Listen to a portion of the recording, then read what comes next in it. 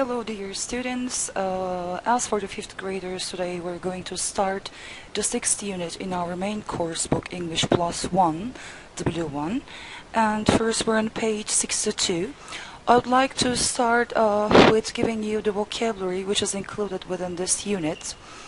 They're based on the pages as you hear on this slide.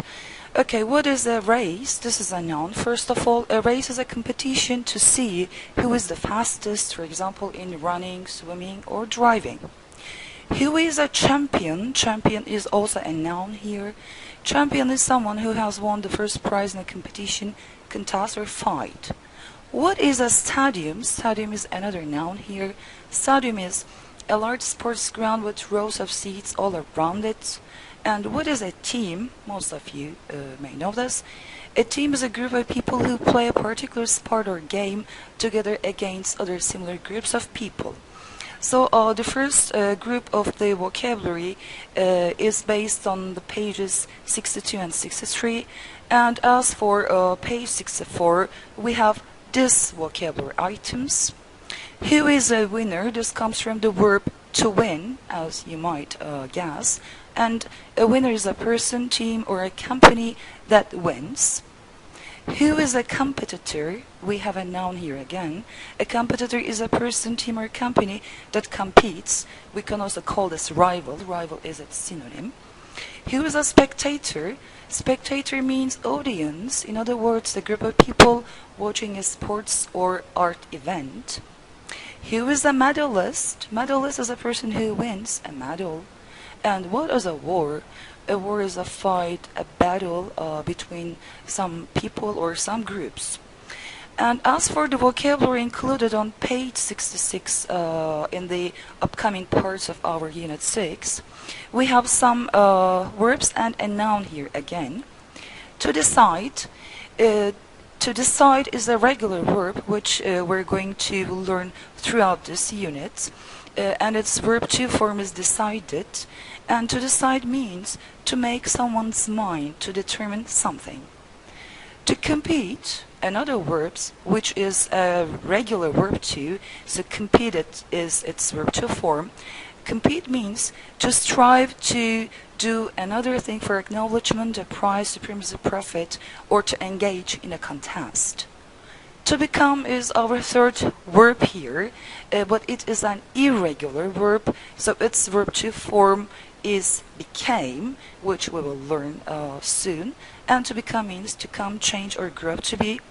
Trick is a noun. A trick is an action that aims to deceive, either as a way of cheating someone or as a joke or form of entertainment.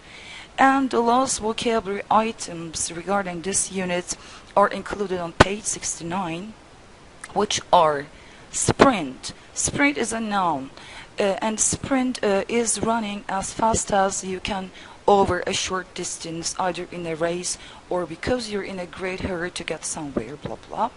What is a race? Race is a noun, and you know that a race is a competition in which all the competitors try to be the fastest and to finish the first.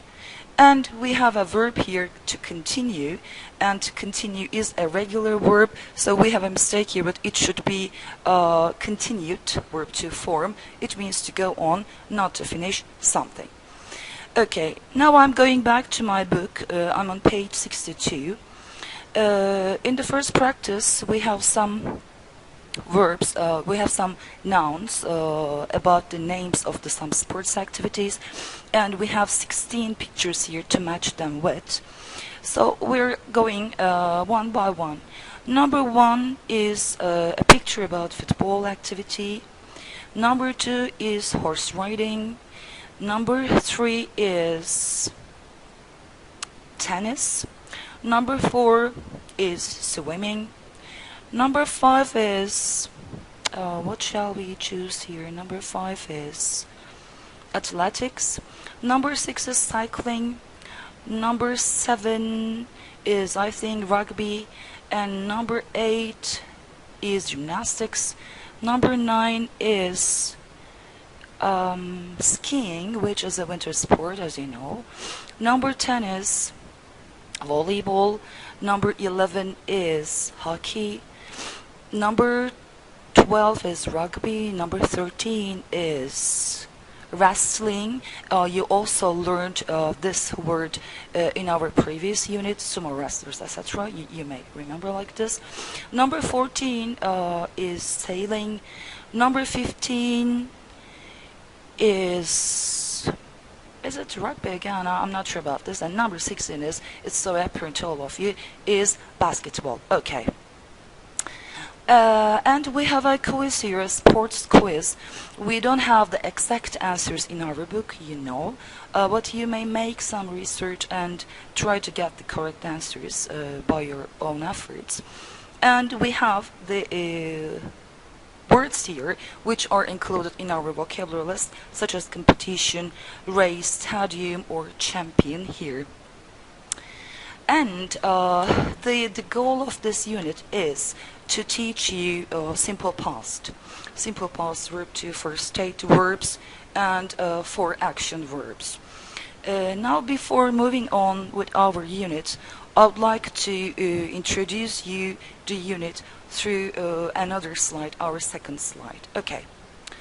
What is was and what is were for positive state expressions in simple past tense? You know that we use simple present or present continuous tense in order to talk about our habits, our actions at the present time, etc. But what if we would like to talk about the past time? For example, I'm speaking English at the moment, I'm trying to give you an online education at the moment, but was I at school yesterday? Because yesterday it was Sunday, and I was not at school yesterday, but today I am at school. So as you can see here, was and were are the simple past forms of am, is, and are, which are all state verbs that we use to describe situations, physical appearance, personality traits, characters, the jobs, what else, the weather conditions, blah blah blah. The important thing is, while we use emizar as verb 1 forms of the verb to be to talk about states in present time, we must use was and were to talk about past states. Please look at examples here. I'm 25 years old now, but I was 20 years old in 2015. You're my best friend now this year, but you were also my best friend last year. Tim's a doctor now, Tim's a doctor today, but he was not a doctor, he was just a medicine student 2 years ago. Now, the weather, it is chill and rainy, but it was warm and sunny in the morning. Karen is overweight, but she was quite fit when she was 20 years old. So as you can see here, we must use was and were in order to talk about the states, not the actions. Please be careful about this topic, for simple past. And in our third slide, I want you to introduce was and were for the subject pronouns. For example, for I, we must say was. I was ill last night, but I'm quite healthy today. For you, you were with us in the picnic last month. For he was my classmate in the 2nd grade, but he isn't my classmate anymore this year, for example. For she was lazy in primary school, but now she's in secondary school and she's quite hardworking, for example. For it was my most favorite song 3 years ago in 2016, but now we're in 2020 and it isn't my most favorite song anymore, for example. For plural you were the most successful students at school 3 years ago. For we were far from home yesterday, but now we are at home, for example. And for they were the winners of the cooking competition last June. So we have was and were for these subjects, personal pronouns in English. And of course we have their negative forms, which we can use like this: was plus not, which can be also contracted as wasn't.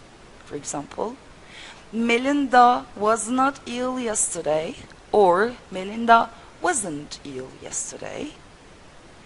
Were plus not can be contracted as weren't. For example, Melinda and her cousins, we have a plural subject here, were not in the concert last night, or they weren't in the concert last night. We have some little practice here. I'm giving you some time to take a short glance at the sentences here. A few seconds will be enough. Then we can fill in the spaces all together with you.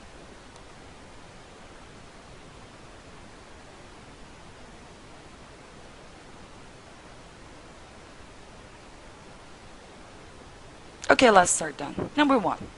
Pam is at school today, but she wasn't at school yesterday.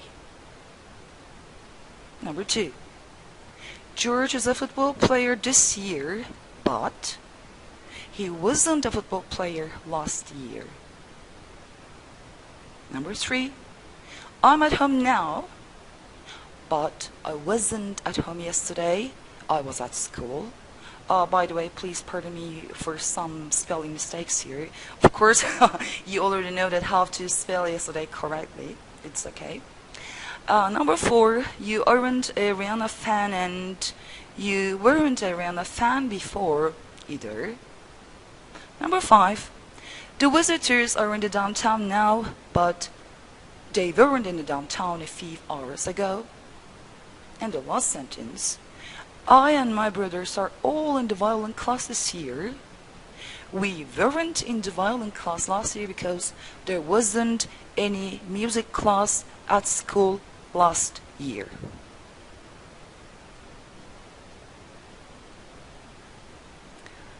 Okay. Before moving on to the page 64, I wanted to share the grammatical structures with you. And now I'm on page 64. We have an Olympics timeline here, and the timeline starts with 1896 and it ends in 2016. And here we have 1, 2, 3, 4, 5, 6, 7, 8, 9, 10, and 11 boxes. I'm giving you some time now to read the statements here included in the boxes. Then we will go on with practice 1 and 2 in our next video.